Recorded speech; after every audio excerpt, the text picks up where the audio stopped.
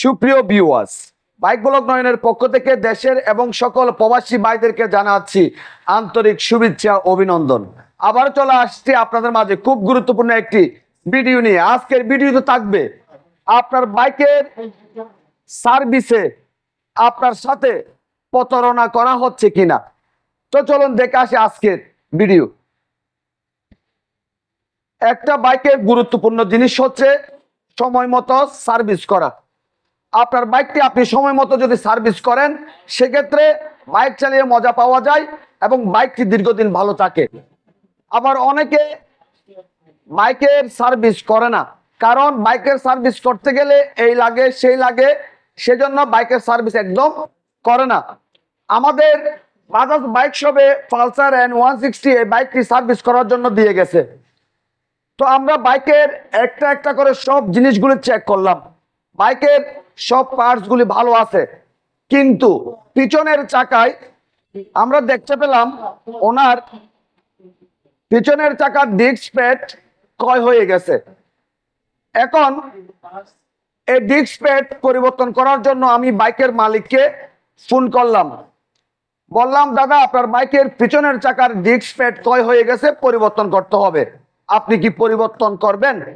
বাইকের মালিক আমাকে উত্তর দিল, না দাদা পরিষ্কার করে লাগিয়ে দিন। তো আপনারা বলুন এই ডিস্ক প্যাড ঠিক আছে কিনা, নাকি ক্ষয় হয়ে গেছে?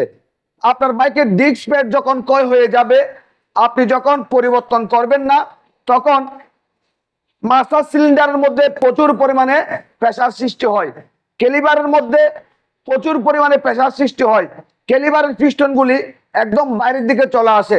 সেক্ষেত্রে দেখা যায় ক্যালিবার নষ্ট হয়ে গেছে, মাস্টার সিলিন্ডারের বকেট নষ্ট হয়ে গেছে।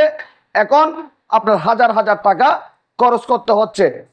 অল্প টাকা আপনি খরচ করেন নাই, কিন্তু বেশি টাকা আপনার খরচ করতে হবে যদি নষ্ট হয়ে গেছে এরকম জিনিস যদি পরিবর্তন না করেন। অনেকে বলে আমার পালসার N160 এই বাইক থেকে আমি মাইলেজ কম পাচ্ছি। সেক্ষেত্রে আপনার করণীয় কি? আপনার বাইকের চাকার প্রেসার ঠিক করবেন, সামনে এবং পিছনে। সামনে রাখবেন 25, পিছনে রাখবেন 32, সেক্ষেত্রে মাইলেজটা ভালো আসবে। আপনার বাইকের চেন স্প্রকেটের দাঁত ক্ষয় হয়ে গেছে কিনা, চেন স্প্রকেট নষ্ট হয়ে গেছে কিনা। যদি চেন স্প্রকেটের দাঁত ক্ষয় হয়, নষ্ট হয়, অতিরিক্ত টাইট থাকে, অতিরিক্ত লুজ থাকে, অ্যাডজাস্ট করে নেবেন, আর ক্ষয় হলে পরিবর্তন করে নেবেন। সেক্ষেত্রে আপনার বাইকটির মাইলেজ অনেক বেশি বেড়ে যাবে। তারপর আপনাদের যে কাজটি করতে হবে, আপনার বাইকের স্পার্ক প্লাগ এবং এয়ার ফিল্টার চেক করবেন। প্রয়োজন হলে সাথে সাথে পরিবর্তন করে নেবেন। আর যদি মাইলেজ কম পান, সেক্ষেত্রে সাথে সাথে আপনার বাইকের সার্ভিস সেন্টার থেকে স্পার্ক প্লাগ এবং এয়ার ফিল্টার পরিবর্তন করে নেবেন। সেক্ষেত্রে মাইলেজ অনেক বেশি বেড়ে যাবে। আপনার বাইকের ফুয়েল ট্যাঙ্কের মধ্যে একটি ফুয়েল পাম্প ফিল্টার লাগানো থাকে, ফুয়েল পাম্প ফিল্টারটি পরিষ্কার করে নেবেন। আপনার বাইকের টোটাল বডি ভালো করে ভালো মেকানিক দিয়ে আপনার বাইকের সার্ভিস সেন্টার থেকে ওয়াশ করে নেবেন। আপনার বাইকের অক্সিজেন সেন্সর